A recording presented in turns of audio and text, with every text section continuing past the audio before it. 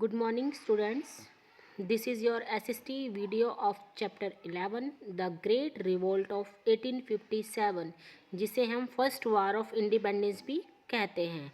आप सभी को पता है, आपने प्रीवियस जो 10th चैप्टर है उसमें हमने पढ़ा था कि किस तरीके से ब्रिटिशर्स जो कि यहाँ पे ट्रेड करने के लिए आए थे, उन्होंने अपना पॉलिटिकल एक्सपेंशन बढ़ा लिया था, पूरे इंडिया को जो है अपने कब्जे में ले लिया था। जितने भी यहाँ पे रूलर्स थे उनको जो है हटा दिया था और उनकी जो आर्मी थी उसको डिसबैंड कर दिया था। तो इतना सब होने के बाद एक रिवोल्ट होती है 1857 की, जिसे हम फर्स्ट वार ऑफ इंडिपेंडेंस कहते हैं, क्योंकि ये पहली ही शुरुआत थी हमारी फ्रीडम की।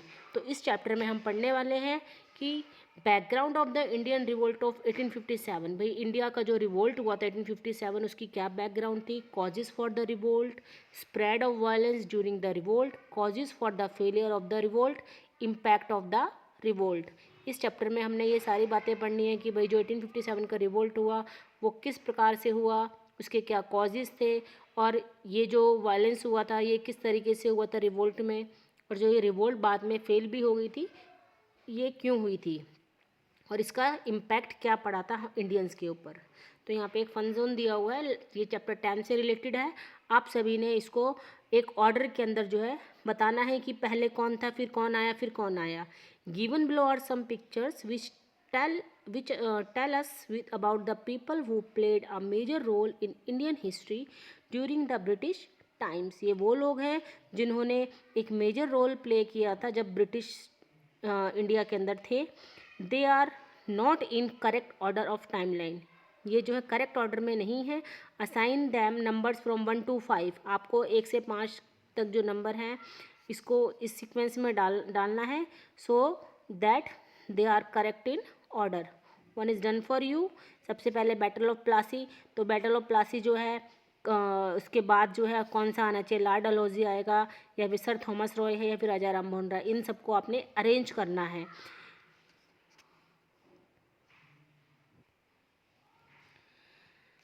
नेक्स्ट है आपका कंडीशन ऑफ इंडिया 1757 to 1857। आपने 10th चैप्टर में पढ़ा था कि 1757 का जो प्लासी का जो रिवोल्ट हुआ था उसको जो है ब्रिटिशर्स ने सप्रेस कर दिया था, लेकिन उसके 100 ईयर्स बाद जो है दोबारा से एक रिवोल्ट होता है, बहुत बड़ी मात्रा के अंदर होता है। First 100 years of British rule in India were marked by conquest and rapid expansion.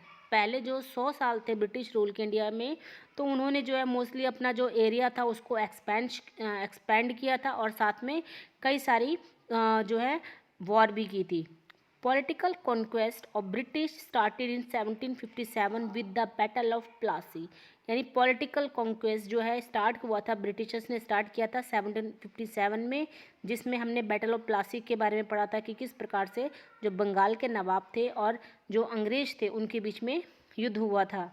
The East India Company consolidated their position after the Battle of Buxar in 1765 and gained direct control over the Indian provinces। इसके बाद 1765 में east India company ने बक्सर का जो battle था उसको भी जो है विन किया, और जितनी प्रोविंसेस थी, प्रोविंसेस मीन्स जितने भी स्टेट्स थे उनका उस पर जो है डायरेक्ट कंट्रोल हो गया था इंडियन प्रोविंसेस पे। The lack of unity and frequent wars among the Indian rulers help British to seize power। यानी जो यहाँ पे इंडियन रूलर्स थे वो कैसे थे, बहुत ज़्यादा वीक थे, उनके अंदर यूनिटी नहीं थी, जिसके कारण ब्रिटिशर्स ने जो है अपनी पावर फैला दी थी। या फिर हम ये कह सकते हैं कि जो रूलर्स थे इंडिया के उनमें आपस में जो है वॉर वगैरह होती थी, यूनिटी नहीं थी, तो इसका फ़ायदा ब्रिटिशर्स ने उठाया और अपनी पावर को स्ट्रॉन्ग किया। The Mughals were weakening, and apart from the Marathas, there were not many others who could establish a strong united front। देखो, जो मुगल्स थे वो एक तरीके से बहुत ज़्यादा वीक थे, और ऐसे ही मराठे जो थे वो भी जो है बहुत ज़्यादा स्ट्रॉन्ग नहीं थे। This help the East India Company to gain political control over India. देखो, इंडिया के अंदर उस टाइम पे मुग़ल रूलर थे जो कि बहुत ज़्यादा वीक थे। सेकंड हमने पढ़ा कि भाई जो मराठे थे वो भी जो है उनकी जो यूनिटी नहीं थी, इसलिए जो ईस्ट इंडिया कंपनी ने इसका फ़ायदा उठाया और इंडिया की जो पॉलिटिकल सिस्टम था उसके ऊपर कंट्रोल कर लिया। By 1856, the British became the masters of whole India.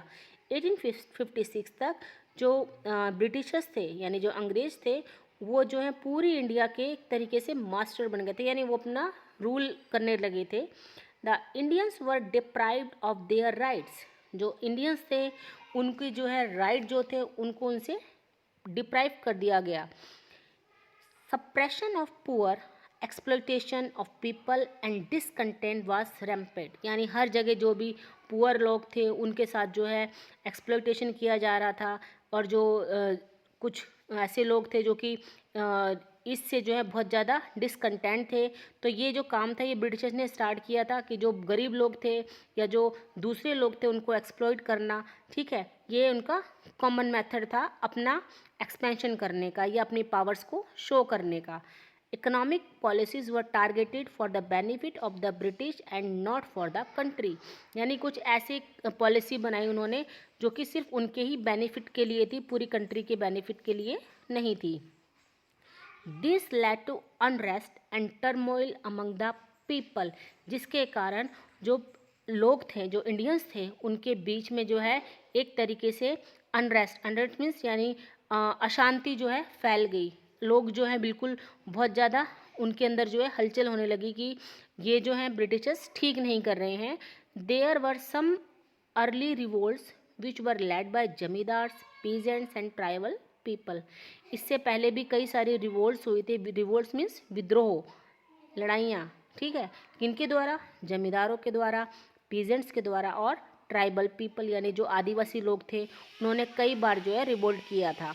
But the British were successful in suppressing this revolt, लेकिन जो ब्रिटिशर्स थे वो इस रिवोल्ट को सप्रेस मीन्स दबाने में बहुत ज़्यादा सक्सेसफुल हुए थे।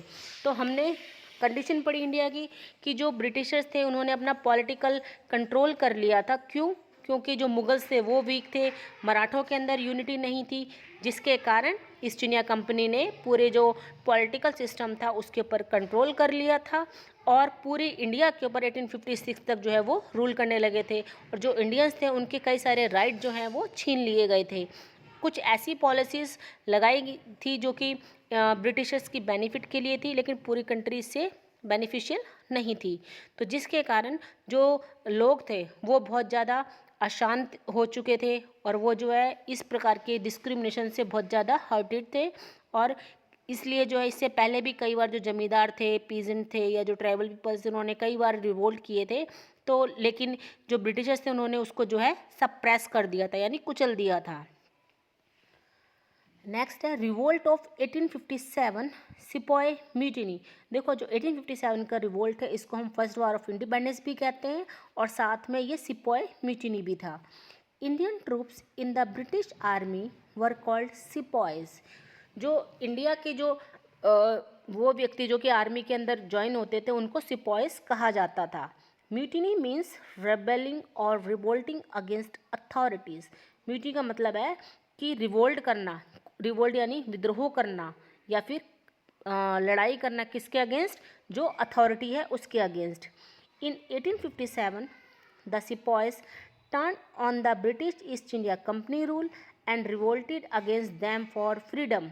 1857 में जो सिपॉयज थे यानी जो सिपाही थे वो ईस्ट इंडिया कंपनी के रूल के अगेंस्ट जो हैं रिवोल्ट स्टार्ट कर रहे थे और वो चाह रहे थे कि उनको फ्रीडम मिले। Hence this significant historical incident is called Sepoy Mutiny by the British, while the Indian historians call it the Revolt of 1857 or First War of Independence। देखो जो ये हिस्टोरिकल इंसिडेंट हुआ था क्योंकि इनको सिपाहियों ने स्टार्ट किया था। म्यूटिनी मीन्स होता है रिवोल्ट, तो सिपाहियों का रिवोल्ट था। तो इंडियंस जो ब्रिटिशर्स थे इसको सिपाही म्यूटिनी कहते थे, जबकि जो हिस्टोरियंस थे इंडिया के उन्होंने इसको रिवोल्ट ऑफ 1857 या फिर फर्स्ट वार ऑफ इंडिपेंडेंस कहा है। The unrest difficult times led to resentment among the people against the British.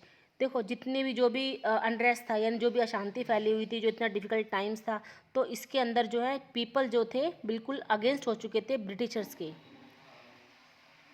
There was a marked discrimination against Indians and the British for opportunities at work. यानी हर जगह जो है discrimination हो रहा था, तो इंडियंस चाहते थे कि ब्रिटिशर्स जो हैं कुछ अपॉर्चुनिटीज़ दें वर्किंग में, यानी जहाँ पर भी जो भी जॉब वगैरह जो है उसमें जो है उनके साथ डिस्क्रिमिनेशन या फिर भेदभाव ना हो।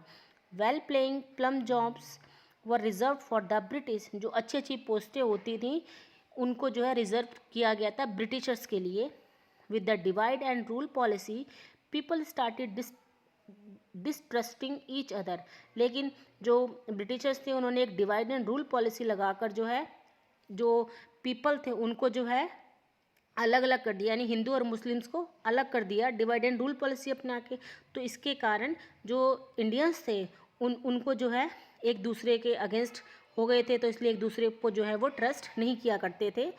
Christianity was spreading rapidly and people fear that they may even lose their religion in times to come। तो कहीं ना कहीं लोगों को लग रहा था कि जो क्रिश्चियन धर्म जो है ये फैल रहा है और जिसके कारण जो उनका खुद का जो रिलीजन है वो हट रहा है या फिर वो उसको जो है लूज़ कर रहे हैं, और वो है क्रिश्चियन के अंदर कन्वर्ट होने वाले। मीन्स कि वो जो हैं जो ब्रिटिशर्स हैं उनको क्रिश्चियंस बनाना चाहते हैं। All this reasons made India an extremely discontented, disillusion and insecure country. ये जितने भी रीजन्स थे इसको इंडिया के अंदर ऐसा लग रहा था कि इंडिया जो है बिल्कुल डिसकंटेंटेड है, इनसिक्योर है, और उन जो पूरी कंट्री जो है कहीं ना कहीं सेफ मोड में नहीं है। तो ये था बेटा आपका सिपॉय म्यूटिनी।